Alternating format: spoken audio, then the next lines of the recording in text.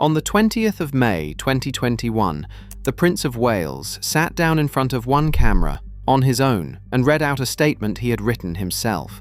He did not go through the press office. He did not take questions. The whole thing runs under 2 minutes, and the man saying it is visibly holding himself together for about half of it.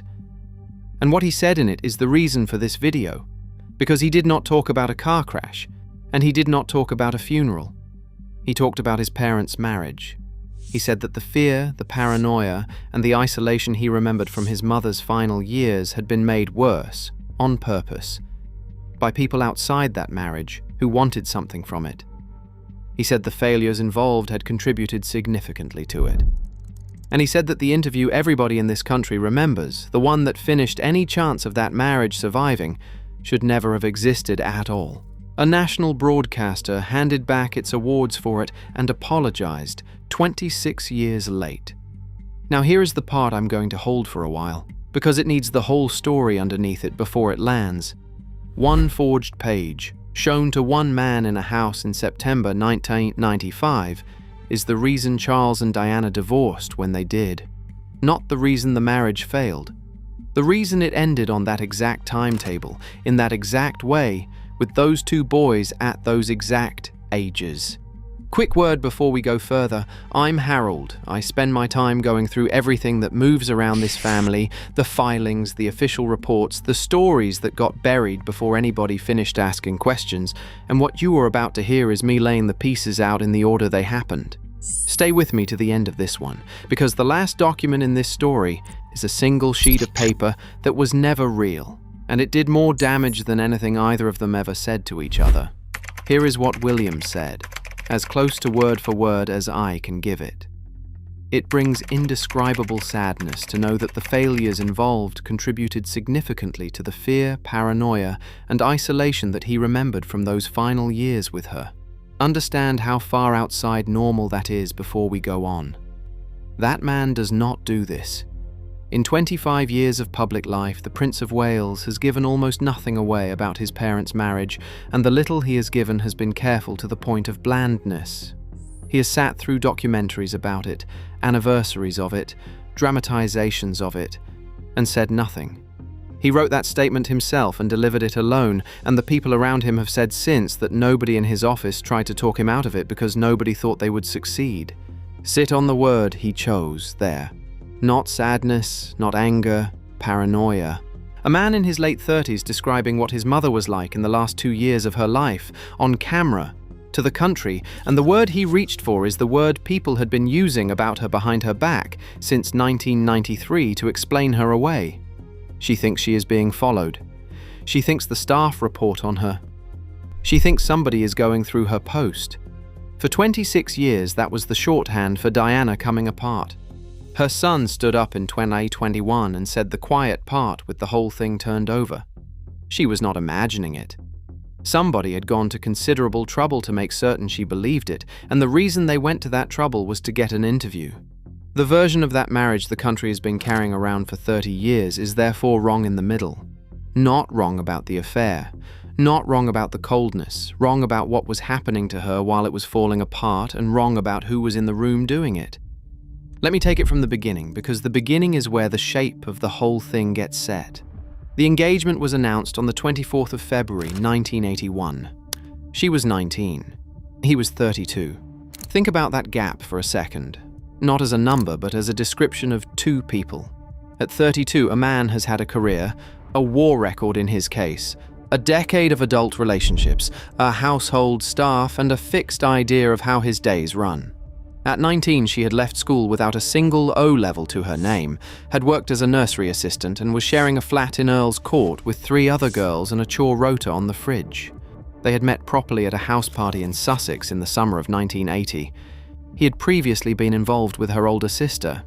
That is real, and it is in every serious account, and it tells you something about the world these arrangements were made in, which is that it was extremely small. The famous bit of that engagement is the interview, and it is worth going back to it because it has been quoted to death and almost always half-quoted. A reporter asked them whether they were in love. She said yes immediately without thinking, the way a 19-year-old does. And he said of course, and then added 4 words, "Whatever in love means." That clip has been played on British television perhaps 10,000 times since, and it is always played as a man being cold at his own engagement. Watch it back, and it is not that. He is embarrassed. He is a shy, formal, awkward man of 32, being asked an intimate question by a stranger on camera, and he reaches for a philosophical dodge because he has never once in his life been taught how to answer that question in a public. That distinction matters for everything that follows, and I want to make it early. A great deal of what went wrong in that marriage was not cruelty. It was two people who had been raised in completely different centuries being locked in a building together and told to perform. The cruelty came later, and it came from outside as much as from inside. They married on the 29th of July 1981 at St. Paul's Cathedral. 750 million people watched it live, which at that point was the largest audience for anything in human history. That is the wedding everybody remembers for the dress, which had a train 7.5 meters long and came out of the carriage creased because the carriage was smaller than the dress. It is also the wedding that invented something. The kiss on the balcony at Buckingham Palace, the one every royal couple has done since and that people now assume is an ancient tradition, started that afternoon. It had never been done before. The crowd asked for it, and they did it. 45 years later, that image is still the shorthand for the whole thing, and the two people in it had known each other, in any real sense, for about 13 months. She got his names in the wrong order in the vows. Philip Charles Arthur George, when it should have been Charles Philip. The congregation heard it. It was reported as a charming slip by a nervous girl, and it was. 25 years old is the age most people are when they work out who they are. She was 20 when she walked up that aisle in front of 750 million people.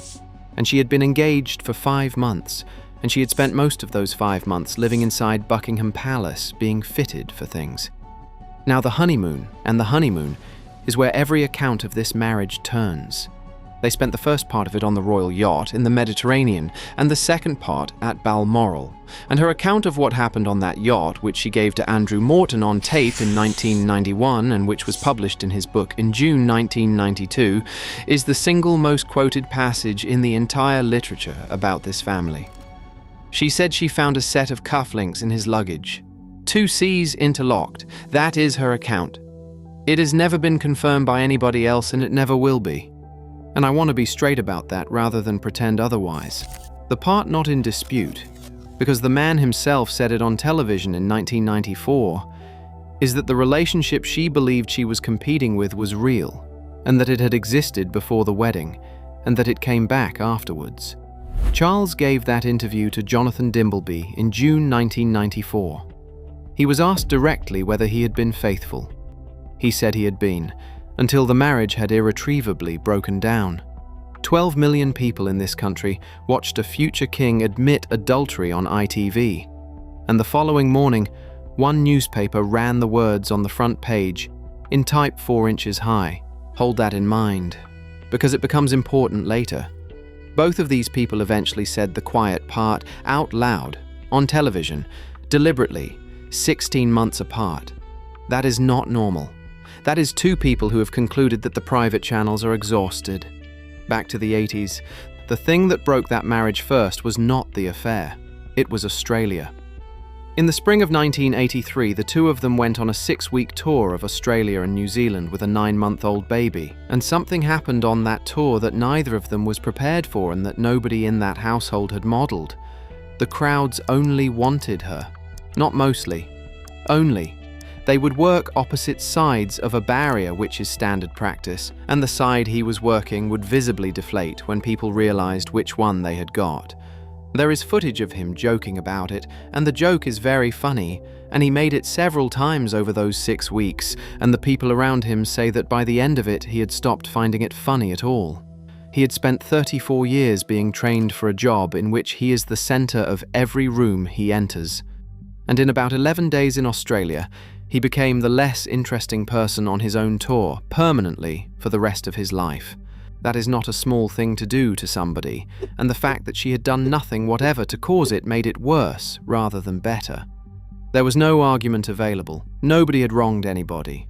A 21-year-old had walked out of a plane, and the entire planet had decided. and she had no idea what to do with it either, which is the part people always skip.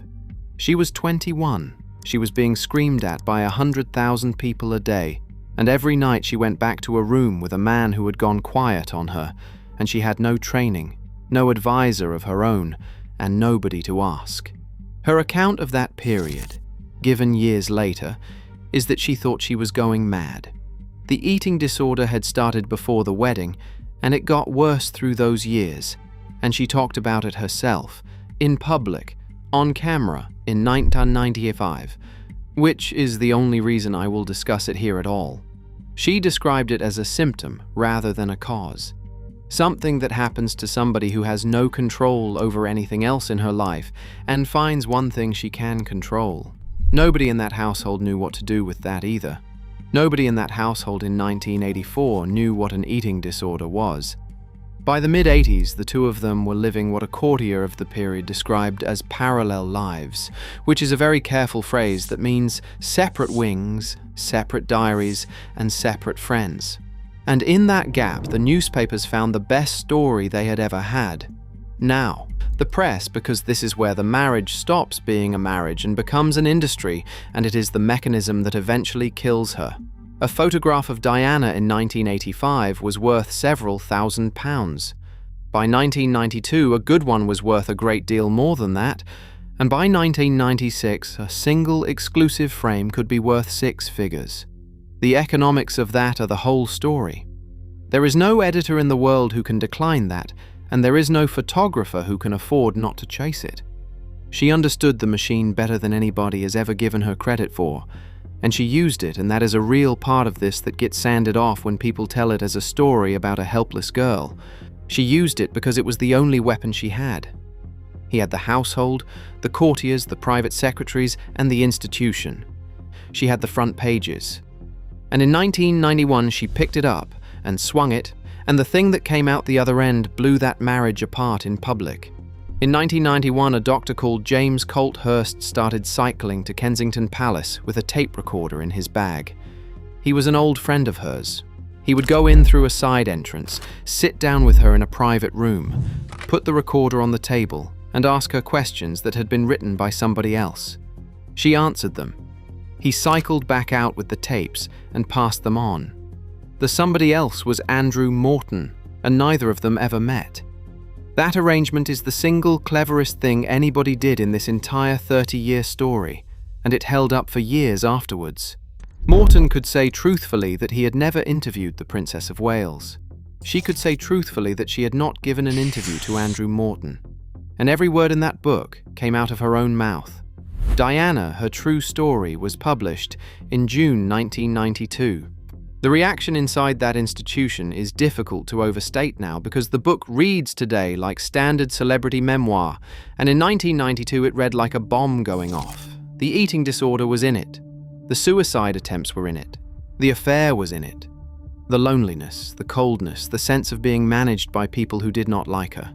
Nobody in the palace believed she had cooperated. That is the part worth knowing. The official position for the next 5 years was that Morton had assembled it from friends, and the household spent a considerable amount of energy briefing that line to anybody who would listen.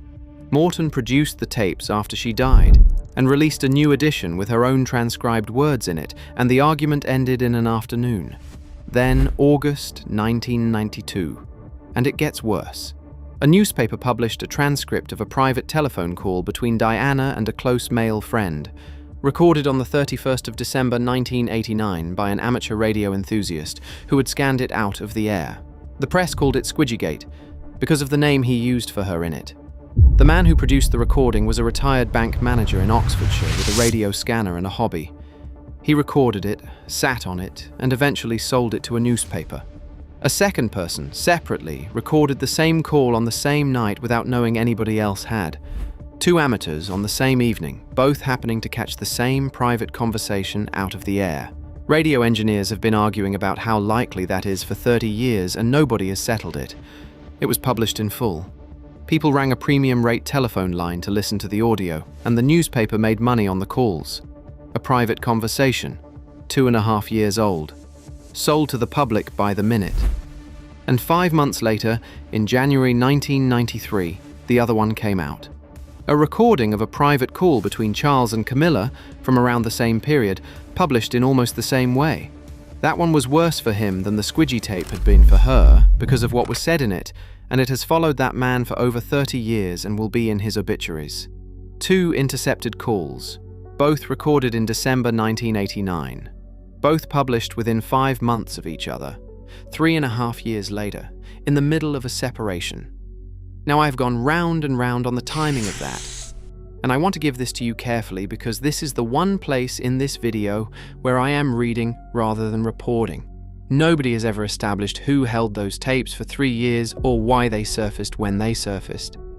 The technical people who examined them raised questions about the quality that have never been answered. I can tell you what a tape like that is worth, and what it does, and who benefits, and then leave the rest with you. The effect of it is simple. It takes the private half of a marriage, the half where 2 people are stupid and affectionate and unguarded, and it puts that half in a newspaper. Not the arguments, not the cruelty, the tenderness. That is the part that got published on both sides, and it is the part that humiliates. Between those 2 tapes came the year that finished it. In November 1992, Windsor Castle caught fire and burned for 15 hours. 4 days later, the Queen stood up at a lunch in the City of London with a bad cold and a hoarse voice and described the previous 12 months as an annus horribilis, which is Latin for a horrible year, and which nobody in that room had ever heard a monarch say about her own family in public.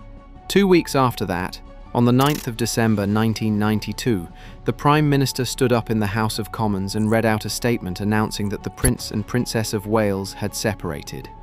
Let me explain what that word was doing in 1992, because it takes 20 seconds and it decides the next 4 years. A separation is not a divorce. The statement was explicit that there were no plans for a divorce, that the succession was unaffected, and that there was no reason why the Princess of Wales should not be crowned Queen in due course.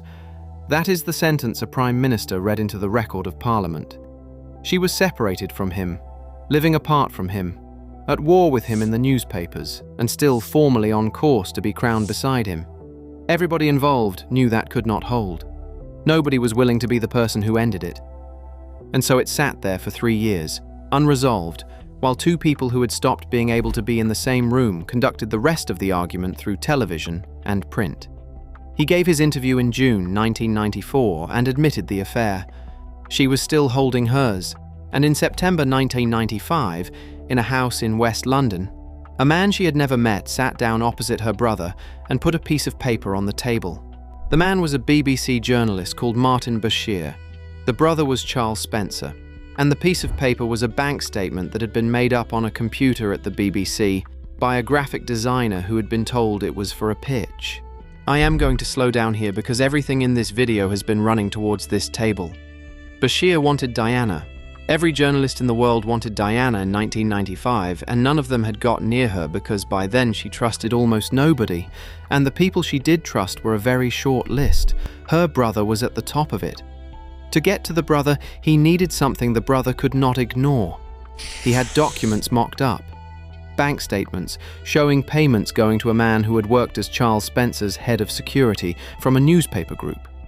The implication of the document was that people around the Spencer family were being paid to pass on information about them.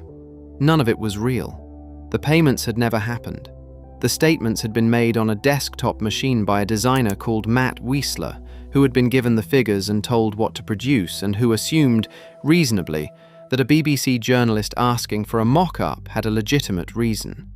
Bashir showed those statements to Charles Spencer in the late summer of 1995. Spencer kept a diary. He wrote the meeting up, and that diary is the reason any of this ever came out, because 25 years later he still had it and he could produce it. And it worked exactly as intended. A man was shown apparent evidence that his household was being sold by a journalist who appeared to be helping him, and he did what anybody would do. He took the journalist seriously. On the 19th of September 1995 at Althorpe, Charles Spencer introduced Martin Bashir to his sister. Now watch what happened after that introduction, because the bank statements were the door and what came through it was worse. Over the following weeks, Bashir told the Princess of Wales a series of things about the people around her, and the Dyson report and the BBC's own subsequent apologies have established that they were untrue. He told her that her telephones were being tapped. He told her that members of her staff and her own security were being paid to report on her movements. He told her untrue things about the health of a member of her own family. And he told her untrue things about her son's nanny, a young woman with no part in any of this, to whom the BBC later apologized publicly and paid damages. Take all of that at once and look at what it does to somebody who is already isolated. She stops trusting her staff. She stops using her telephone normally. She starts believing that the household she lives inside is reporting on her, and she pulls further away from the only people who were in a position to help her, and every step she takes away from them makes her look, to everybody watching, exactly as unstable as people had been saying she was. That is the machine. It is not complicated and it is not subtle. Frighten somebody until they behave frightened, then point at the behavior. Her son used one word for the result of it in 2021, and the word was paranoia, and he said he remembered it, which means he watched it happen to her in her own house when he was 12 and 13 years old. One more thing about that period, because it decides how long the cover lasted. Within a few months of the broadcast, the BBC did notice a problem. The graphic designer had raised it. Somebody inside the building had raised it. An internal investigation was opened in 1996. The man who led it was Tony Hall, then the head of BBC News. The inquiry accepted Bashir's account, cleared him, described him as an honest and honourable man, and closed. Tony Hall went on to become Director General of the BBC from 2013 to 2020. Lord Dyson found in 2021 that the 1996 inquiry had been woefully ineffective. Hall resigned from the chairmanship of the National Gallery within days of the report coming out. 25 years between the question being asked and the question being answered. And for 7 of those years, the man who had answered it wrongly was running the entire corporation. Panorama went out on the 20th of November 1995. About 23 million people in this country watched it, which was roughly 2 in 5 of everybody alive on the island. She said the sentence that has outlived everything else either of them ever said. There were 3 of us in this marriage, so it was a bit crowded. She talked about the eating disorder. She talked about the self-harm. She said she would like to be a queen of people's hearts rather than a queen of this country. And she raised in public on the BBC whether the man she had married was suited to the top job at all. That last part is what finished it, and it is the part people forget. The affair was already public. He had admitted it himself 16 months earlier. The thing she did on that program that could not be walked back was to question, out loud, in front of 2 in 5 of the country, whether the heir to the throne should be king. The reaction inside that institution was not anger. Several people who were there have said it was closer to relief because for 3 years nobody had been able to find a reason strong enough to force the ending, and now there was one. In the last days of December 1995, the Queen wrote to both of them. Not a summons, not a meeting. 2 letters. She told them that an early divorce was desirable. That is the woman who had spent 43 years never putting anything difficult in writing. 5 weeks after Panorama. The divorce was finalized on the 28th of August 1996, and the settlement took the HRH off her. She remained Diana, Princess of Wales, and she stopped being Her Royal Highness, which meant that from that day her own sons outranked her at any formal occasion. William, aged 14, is reported to have told her it did not matter, and that he would give it back to her when he was king. She had 11 months and 3 days left. And the page that started that final sequence, the one on the table in front of her brother, had been made up on a computer by a freelancer who thought he was helping with a pitch, and who lost his career over it, and who spent the next 25 years being treated by his own industry as a man who had made trouble. A few minutes after midnight on the 31st of August 1997, a car went into a concrete pillar in an underpass in Paris at speed. The driver died at the scene. So did Dodi Fayed. The bodyguard in the front passenger seat survived and remembers nothing of it. She was alive when they got her out. She was pronounced dead at 4 in the morning at the Pitié-Salpêtrière hospital. Her brother was in South Africa and asleep when the first call came. He has described it more than once, and the description does not change. The first call said there had been an accident and that she was badly hurt. He sat on the edge of the bed in the dark and waited about an hour for the second one. The second one told him she was gone. The royal family were at Balmoral. Charles woke his sons that morning and told them himself, and Harry, who was 12, has said that he asked the same question over and over because the answer would not go in. They had spoken to her on the telephone the day before. A short call, the kind of call you cut off because you are going somewhere. Both of them have described the length of that call as one of the things they carry. And what happened over the following 5 days is the part of this story that nearly took the monarchy down, and it happened for a reason that is almost unbelievably technical. The flag. Buckingham Palace flies the royal standard, and the royal standard flies only when the monarch is physically in the building, and it never flies at half-mast for anybody, because the sovereign never dies in the constitutional sense.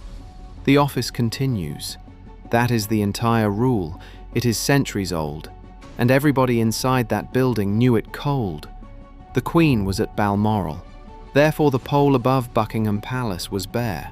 Several 100,000 people came to central London that week, and they stood in front of a palace with nothing on the roof, in a city where every other building had put something at half-mast, and they drew the only conclusion available to a normal human being. They do not care. The newspapers ran it on the front page for 4 days running. One of them put the question about the flag across the whole width of page 1. Another ran 4 words in type 4 inches high. Show us you care. These are papers that had spent a century defending that institution reflexively, and they turned inside 72 hours. The scale of what was happening on the ground that week is difficult to convey to anybody who was not standing in it. Somewhere over 1 million bouquets were left in central London. The pile outside Kensington Palace reached a depth that had to be measured rather than described, and the Parks Department eventually had to move it in stages because the flowers at the bottom had begun to compost. People queued at St. James's Palace to sign books of condolence for 11 hours and more overnight in September, and the palace kept opening more books because the queue would not go down. The thing everybody who was there mentions first is not the crying. It is the smell. Central London smelled of flowers for a week, and a great many people in this country cannot walk past a bank of lilies now without going straight back to it. Now the fair version of what the family were doing at Balmoral, because it exists, and almost nobody gives it. They had 2 boys aged 15 and 12 who had lost their mother in a house they knew, away from cameras, being kept busy by their grandmother, who had decided that what children need in the first week is not a television. She was not hiding. She was doing what she thought a grandmother does. She had also spent 45 years operating on a single principle, which is that the Crown does not perform private grief in public, because the moment it does, it becomes a thing people can demand. Every instinct she had was correct by the standards of the world she was trained for, and every one of them was wrong for the week she was in. And the gap between those two things is the whole crisis. On the 5th of September, they broke the rule. A Union flag went up over Buckingham Palace at half-mast, which had never been done for anybody in the history of that building. And that evening, the Queen went on live television. She stood in a room at Buckingham Palace with the window open behind her, so the crowd outside was visible in the shot, which was not an accident, and which was the most sophisticated thing anybody in that building did that entire week. She said she was speaking as a grandmother. She said there were lessons to be drawn from Diana's life. It worked, mostly, and it worked about 4 days later than it needed to.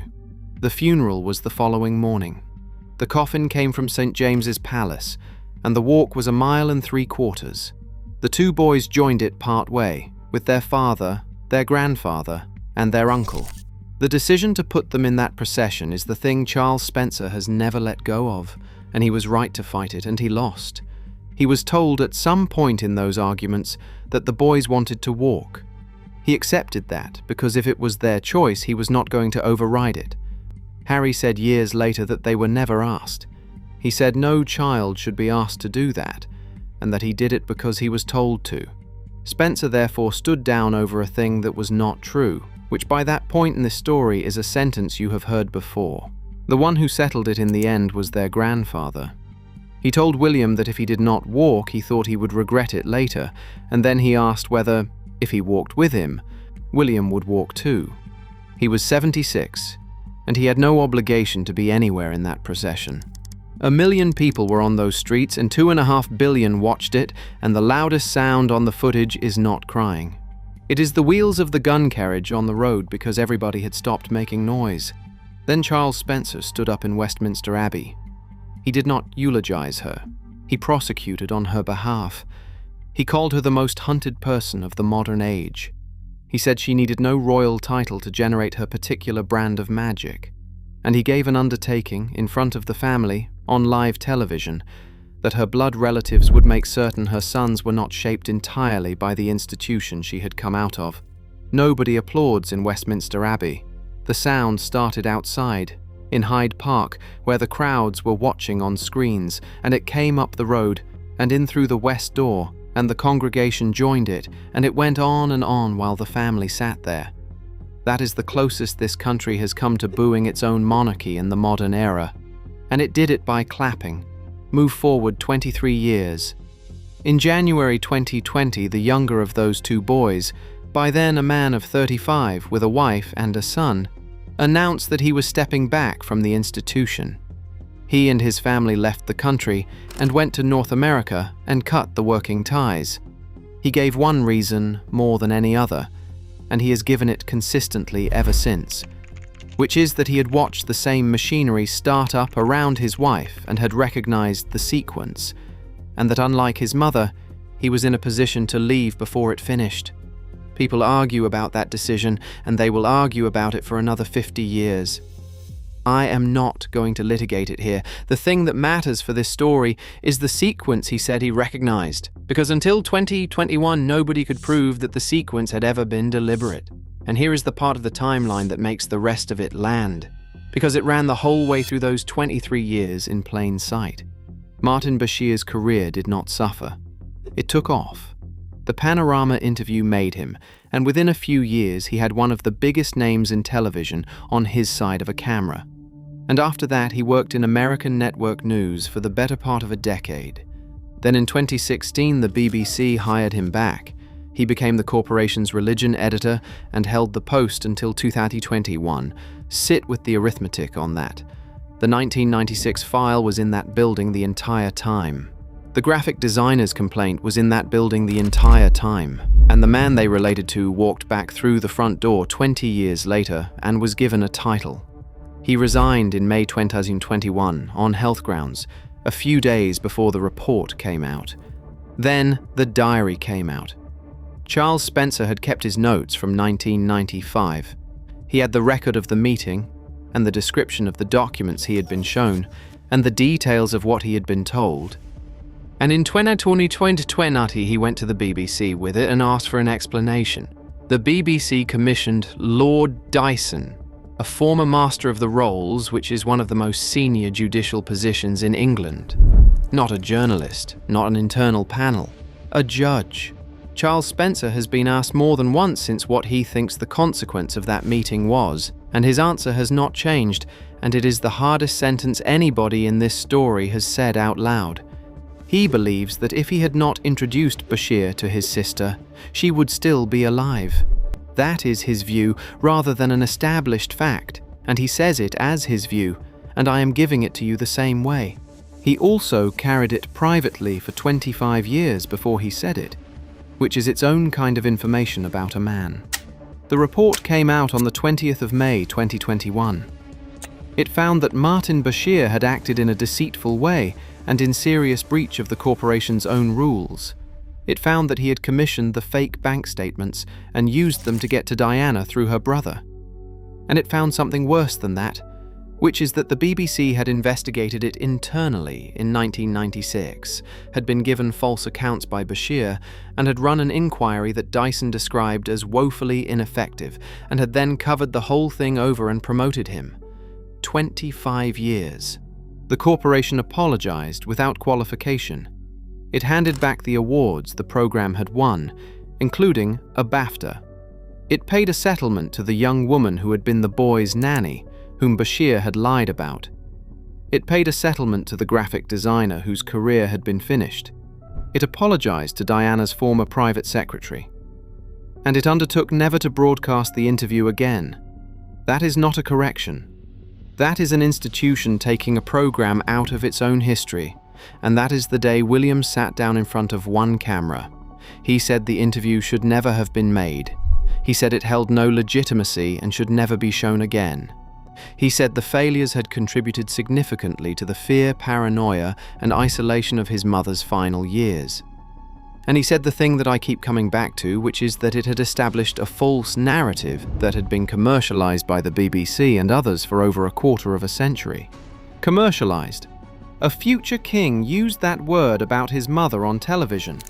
His brother put out his own statement the same day, and Harry's went further. He said the ripple effect of a culture of exploitation and unethical practices ultimately took her life. Somebody left a comment under one of my videos a while back, and I have not been able to shake it since. They wrote that everybody involved in that marriage has been forgiven by somebody except the two people who were in it. Now let me pay back the thing I held at the start and tell you why that marriage was nastier than the version everybody carries around. The version everybody carries is a story about two people. A cold older man, a young, unhappy woman, a third person in the middle, and a slow collapse that anybody could have predicted from the day of the engagement interview. Every part of that is true, and it is not the story. The story is that from about 1991 onwards, there were other people in that marriage who had nothing to do with either of them and who had a direct financial interest in the outcome.